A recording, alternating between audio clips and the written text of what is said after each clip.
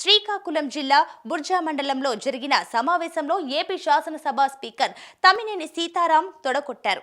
మళ్లీ జగన్కే ఓటేస్తామని గడప గడపకు మన ప్రభుత్వం కార్యక్రమంలో ఓ మహిళ తొడగొట్టి చెప్పిందని ఆమెను అనుకరిస్తూ శాసన సభాపతి సీతారాం తొడగొట్టారు. నారావారి పల్లెల్లో 2 ఎకరాల భూమి ఉండే చంద్రబాబు ఇప్పుడు పెద్ద కోటీశ్వరుడు ఎలా అయ్యాడని ప్రశ్నించారు.